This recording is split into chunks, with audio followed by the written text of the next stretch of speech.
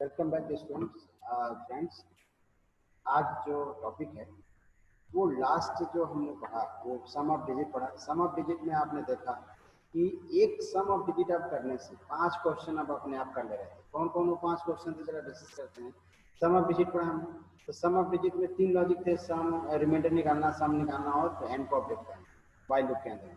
तो सम of digit को ऐसे रिवर्स ऑफ डिजिट किया हमने। रिवर्स ऑफ डिजिट हो गया तो हमारा प्रोडक्ट ऑफ डिजिट हो गया, प्रोडक्ट ऑफ डिजिट हो गया तो हमारा पैलिंड्रोम आ गया, पैलिंड्रोम हो गया तो आर्मस्ट्रांग आ गया, आर्मस्ट्रांग में तो अब 5 क्वेश्चन हो गए ना क्या। Sum of digit, product of digit, reverse of digit, palindrome, Armstrong, 5 question आपने एक क्वेश्चन के दम पे किया था।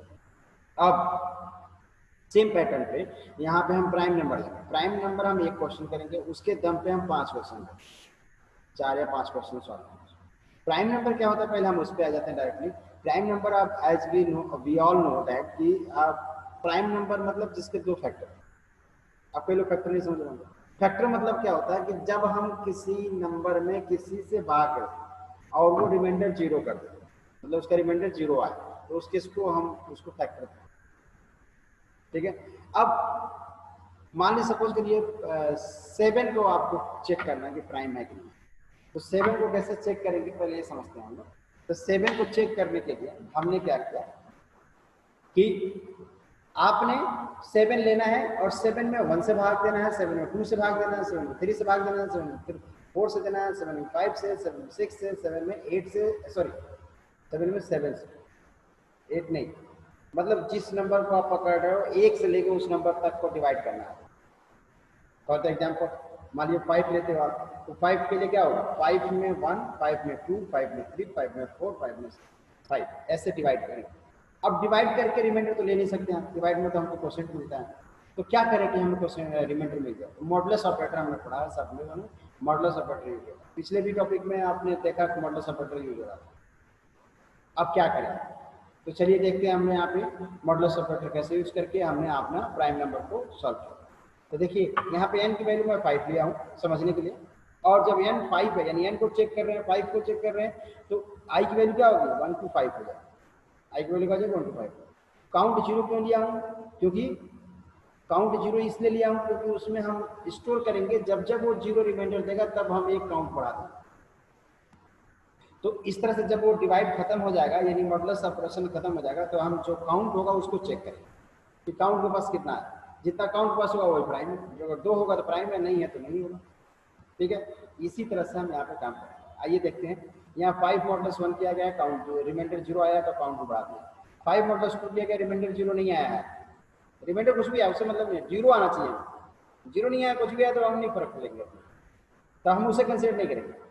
तो रिमाइंडर 0 नहीं आया है तो काउंट अनचेंज रहेगा। 5 मॉडुलस 3 किया, काउंट की वैल्यू 2 आ गई, 0 नहीं आया तो अनचेंज रहेगा। 5 मॉडुलस 4 किया और रिमाइंडर 1 नहीं आया, सॉरी 0 नहीं आया तो हम अनचेंज रखेंगे। 5 मॉडुलस 5 किया, रिमाइंडर 0 आ गया, 0 आते ही काउंट 1 बढ़ा।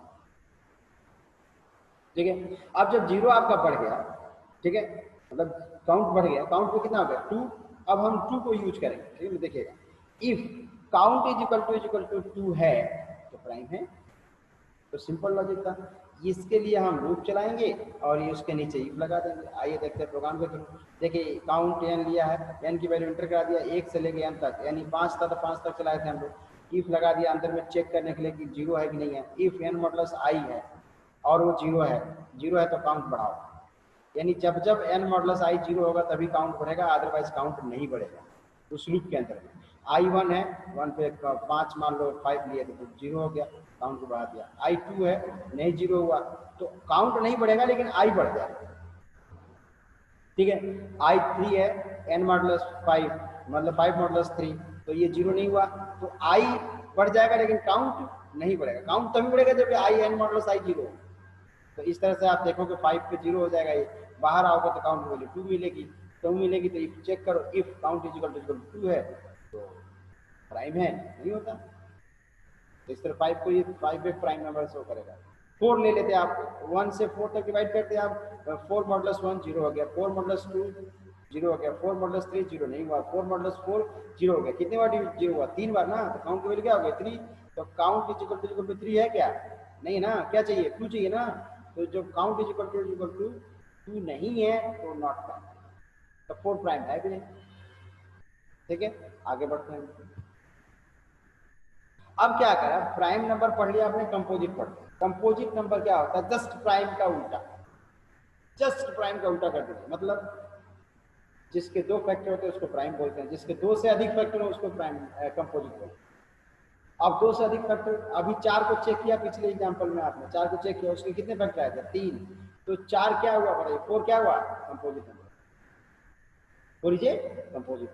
तो सिंपल लॉजिक है, सारे लॉजिक, सारे नियम कानून सेम रहेंगे प्राइम वाले, सारे के सारे यूज करेंगे हम लोग। कहाँ चेंज मारेंगे भैया, इफ काउंट ग्रेटर देन 2 है, काउंट ग्रेटर देन 2 है कंपोजिट, काउंट ग्रेटर देन 2 क्या है, कंपोजिट है। आइए आगे एग्जांपल समझते हैं।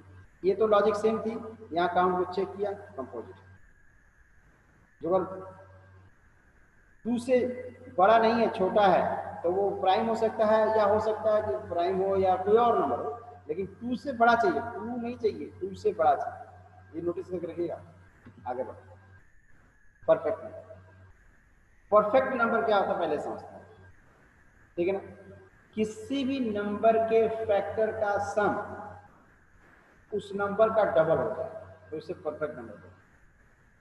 प्रोग्रामिंग में किसी भी नंबर के फैक्टर का सम उस नंबर का डबल हो जाए तो उसे परफेक्ट नंबर। जैसे एग्जांपल समझो, 6 लीजिए, 6 के कितने फैक्टर है, गिनो।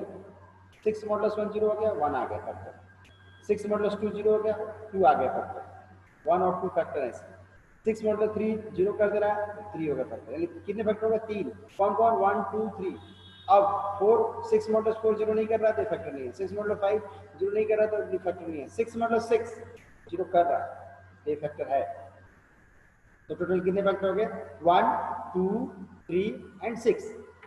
इनको जोड़ दो, 1 + 2 3 हो गया, 3 6 हो गया, और 6 12 हो गया। तो टोटल कितना हो गया, 12। आपने क्या लिया था, 6 लिया था ना, 6 का डबल करो, क्या 12 मिल रहा है क्या, दिस इज कॉल्ड परफेक्ट। अब आपका क्वेश्चन ये है कि प्राइम में क्या करूं कि परफेक्ट बन जाए। तो जहां पे प्राइम में count is equal to count plus 1 लिखा करते थे, वहां पे count is equal to count plus I लिखे। I for what, factor.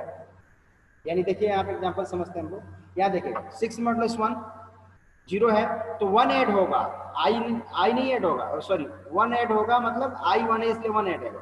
पहले क्या होता था, हर केस में 1 ऐड करते थे, अब आई जो होगा वही ऐड होगा। 6 मॉडल्स 2 देखिए, 6 मॉडल्स 2 क्या है, 0 है, अब 2 ऐड होगा, पहले इस केस में भी 1 ही ऐड करते थे तो इसलिए आई लगा दिया। 6 मॉडल्स 3 0 है, अब 3 ऐड होगा उसमें, ठीक है, यही डिफरेंस था। चेक करते वक्त इफ में जहाँ लिखते थे count is equal to N, sorry 2 लिखते थे, यहाँ आप लिखेंगे count is equal to 2 into N. जो अगर काउंट नहीं लिए हैं, मान ली वेरिएबल सम लिए हैं, तो sum is equal to 2 into N. Variable का नाम तो कुछ भी आप ले सकते हैं, तो sum is equal to 2 into. इस तरह से आगे बढ़ते हैं हम लोग।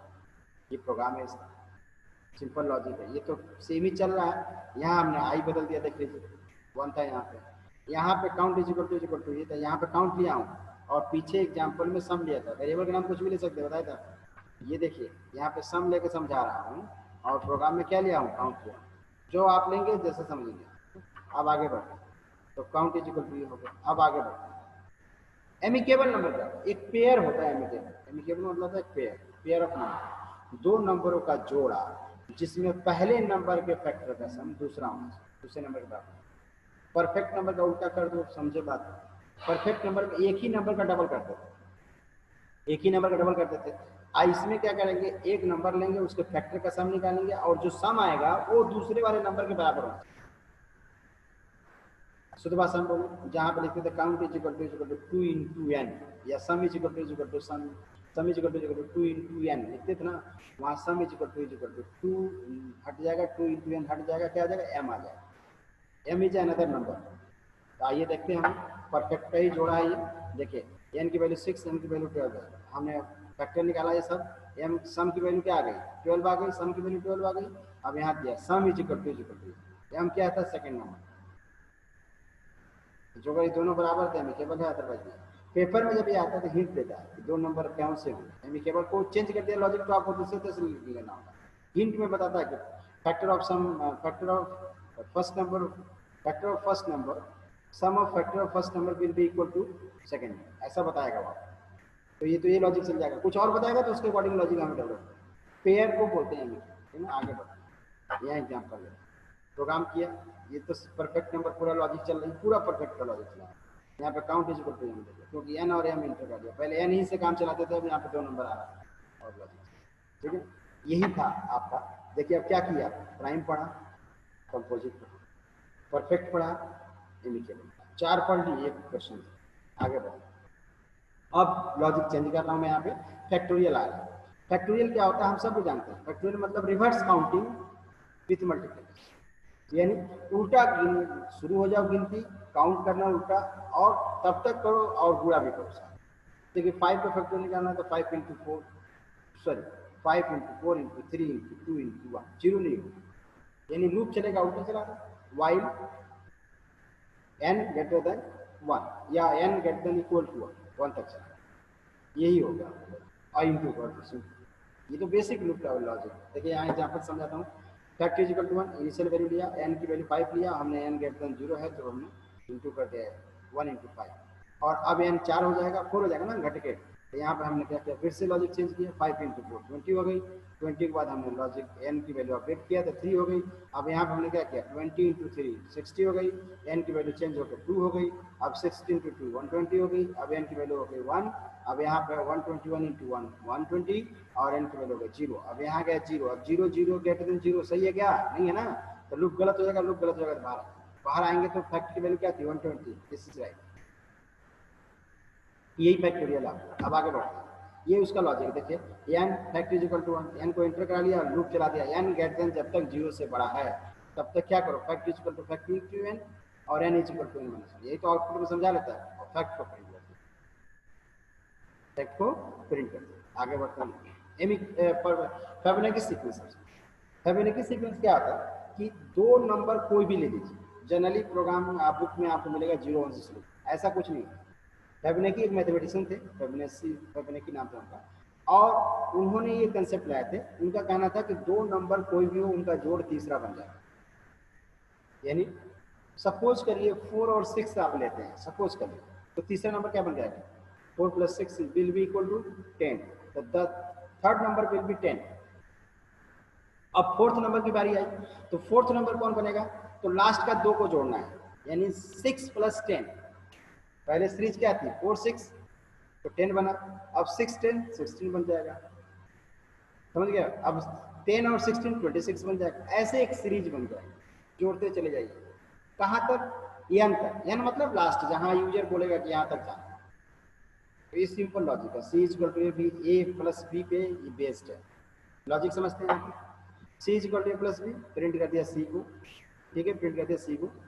अब नया वाला जो ए होगा, जो पुराना वाला बी था वो, यानी इसीलिए लिखा गया ए इज इक्वल टू बी, यानी बी में, बी की वैल्यू किसमें डालते, ए में, बी इज इक्वल टू सी, यानी जो बी की वैल्यू होगी वो क्या होगी, वो नया वाला सी होगा।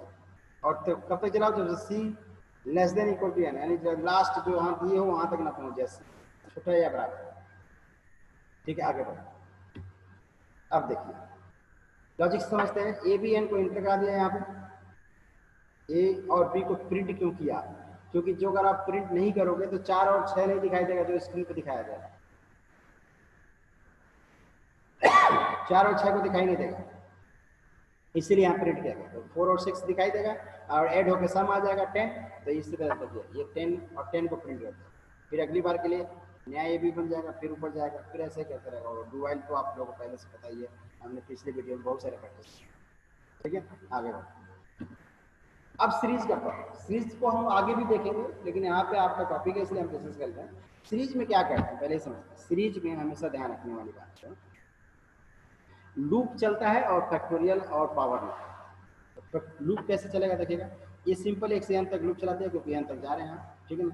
अब क्या कर रहा है, ये जो लॉजिक देखिए यहाँ से यहाँ तक, ये पूरा लॉजिक क्या है, पूरा लॉजिक क्या है बताइए, फैक्टोरियल का है। आई की वैल्यू 1 है तो ए की वैल्यू 1 हो गई, और ए का फैक्टर निकल गया। आई की वैल्यू 2 है तो ए की वैल्यू 2 हो गई, और ए की फैक्टर निकल गई। आई की वैल्यू 3 है तो ए इक्वल टू 3 होगा, अब 3 का फैक्टोरियल होगा।